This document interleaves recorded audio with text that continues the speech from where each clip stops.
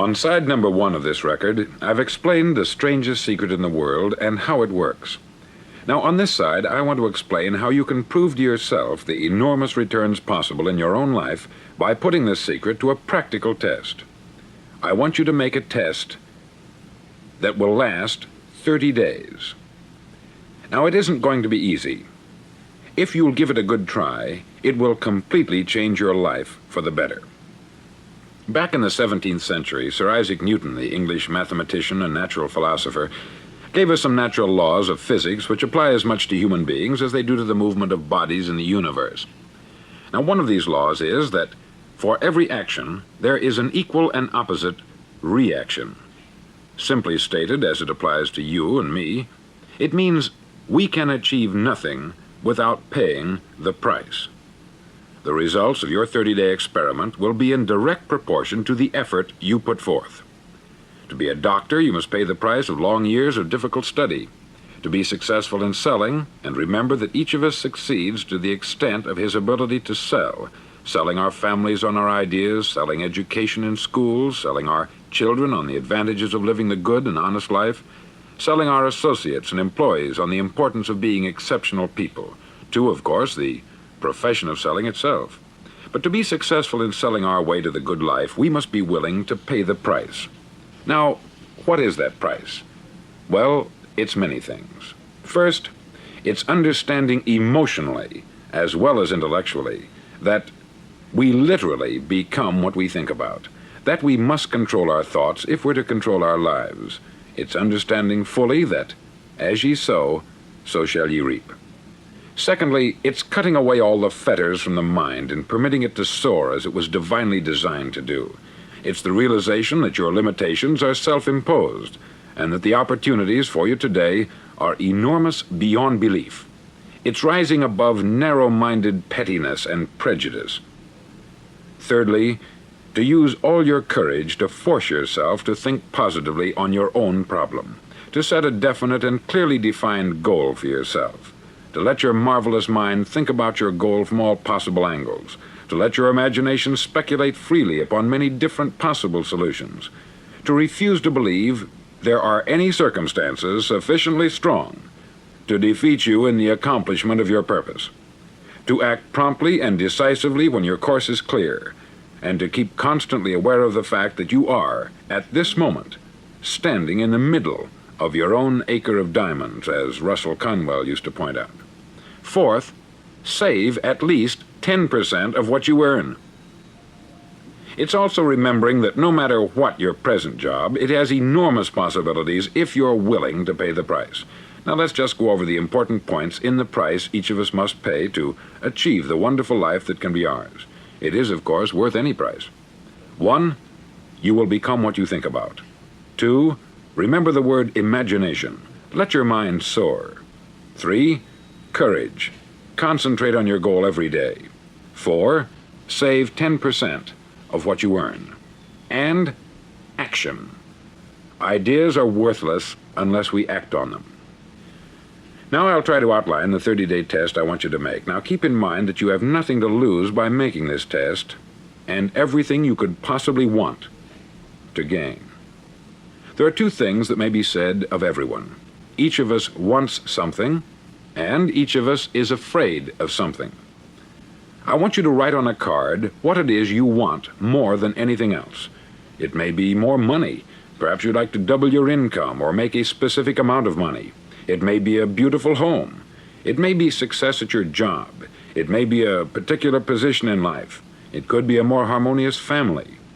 Each of us wants something. Write down on your card specifically what it is that you want. Make sure it's a single goal and clearly defined. You needn't show it to anyone, but carry it with you so that you can look at it several times a day. Think about it in a cheerful, relaxed, positive way each morning when you get up, and immediately you have something to work for, something to get out of bed for, something to live for. Look at it every chance you get during the day and just before going to bed at night.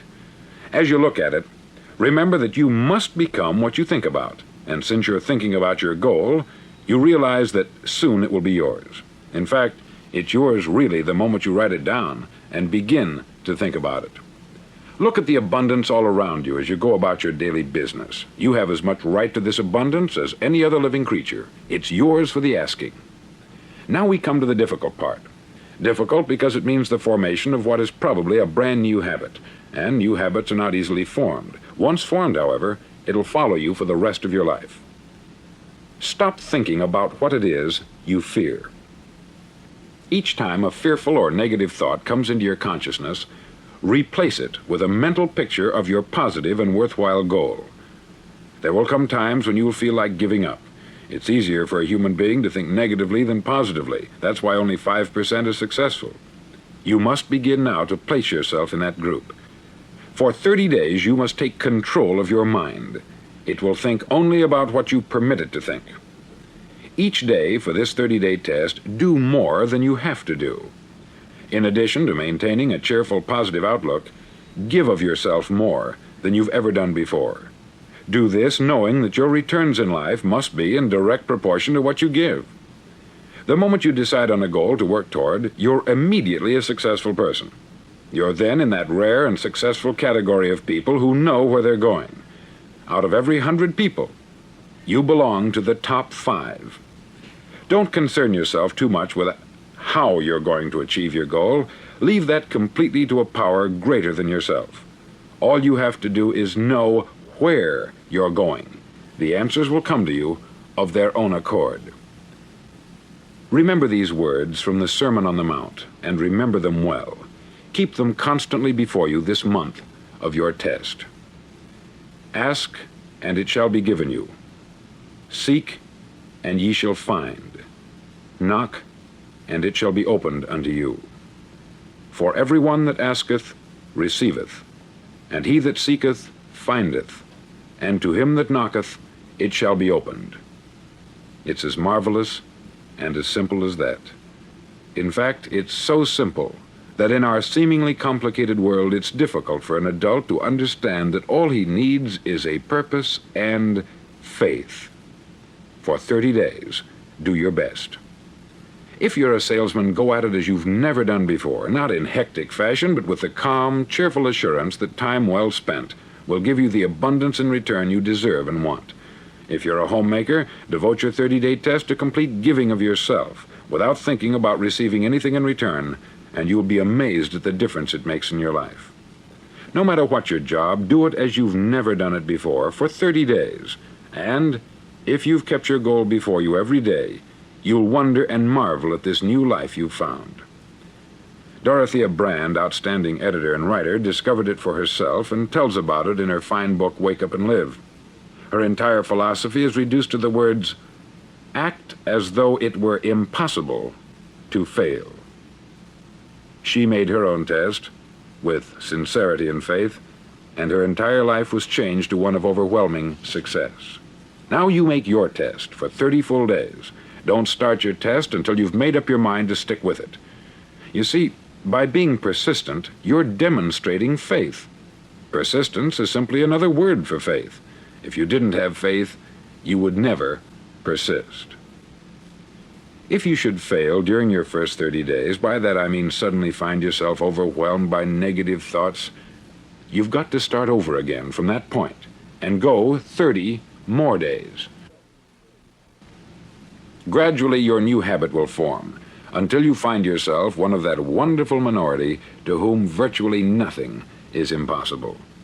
Don't forget the card. It's vitally important as you begin this new way of living. On one side of the card, write your goal, whatever it may be. On the other side, write the words we've quoted from the Sermon on the Mount. Ask, and it shall be given you. Seek, and ye shall find. Knock, and it shall be opened unto you. In your spare time during your test period, read books that will help you. Inspirational books like the Bible, Dorothea Brand's Wake Up and Live, The Magic of Believing by Claude Bristol, Think and Grow Rich by Napoleon Hill, and other books that instruct and inspire. Nothing great was ever accomplished without inspiration. See that during these crucial first 30 days, your own inspiration is kept at a peak. Above all, don't worry. Worry brings fear, and fear is crippling. The only thing that can cause you to worry during your test is trying to do it all yourself. Know that all you have to do is hold your goal before you. Everything else will take care of itself. Remember also to keep calm and cheerful. Calm and cheerful. Don't let petty things annoy you and get you off course. Now, since making this test is difficult, some may say, well, why should I bother? Well, look at the alternative. No one wants to be a failure. No one really wants to be a mediocre individual. No one wants a life constantly filled with worry, fear, and frustration. Therefore, remember that you must reap that which you sow. If you sow negative thoughts, your life will be filled with negative things. If you sow positive thoughts, your life will be cheerful, successful, and positive. Now, gradually, you will have a tendency to forget what you've heard on this record. Play it often. Keep reminding yourself of what you must do to form this new habit. Gather your whole family about and listen to what's been said here at regular intervals. You know, most men will tell you that they want to make money without understanding the law. The only people who make money work in the mint. The rest of us must earn money. This is what causes those who keep looking for something for nothing or a free ride to fail in life. The only way to earn money is by providing people with services or products which are needed and useful. We exchange our product or service for the other man's money. Therefore, the law is that our financial return will be in direct proportion to our service. Success is not the result of making money. Making money is the result of success. And success is in direct proportion to our service. Most people have this law backwards. They believe that you're successful if you earn a lot of money. The truth is that you can only earn money after you're successful. It's like the story of the man who sat in front of the stove and said to it, "Give me heat, and then I'll add the wood." How many men and women do you know, or do you suppose there are today, who take the same attitude toward life? There are millions. We've got to put the fuel in before we can expect heat.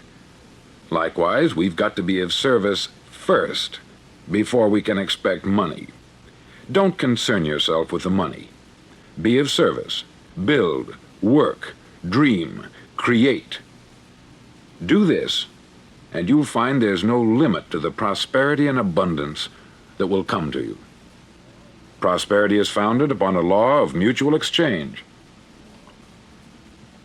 Any person who contributes to prosperity must prosper in turn himself. Sometimes the return will not come from those you serve, but it must come to you from someplace, for that is the law. For every action, there is an equal and opposite reaction. As you go daily through your 30-day test period, remember that your success will always be measured by the quality and quantity of service you render, and money is a yardstick for measuring this service. No man can get rich himself unless he enriches others. There are no exceptions to a law. You can drive down any street in America and from your car estimate the service that's being rendered by the people living on that street. Had you ever thought of this yardstick before? It's interesting. Some, like ministers and priests and other devoted people, measure their returns in the realm of the spiritual, but again, their returns are equal to their service. Once this law is fully understood, any thinking person can tell his own fortune. If he wants more, he must be of more service to those from whom he receives his return. If he wants less, he has only to reduce this service. This is the price you must pay for what you want. If you believe you can enrich yourself by deluding others, you can only end by deluding yourself. It may take some time, but just as surely as you breathe, you'll get back what you put out. Don't ever make the mistake of thinking you can avert this. It's impossible. The prisons and the streets where the lonely walk are filled with people who tried to make new laws just for themselves. We may avoid the laws of man, but there are greater laws that cannot be broken. An outstanding medical doctor recently pointed out 6 steps that will help you realize success. 1. Set yourself a definite goal. 2. Quit running yourself down. 3. Stop thinking of all the reasons why you cannot be successful, and instead think of all the reasons why you can. 4. Trace your attitudes back through your childhood and try to discover where you first got the idea you couldn't be a success, if that's the way you've been thinking. 5. Change the image you have of yourself by writing out a description of the person you would like to be. And 6. Act the part of the successful person you have decided to become.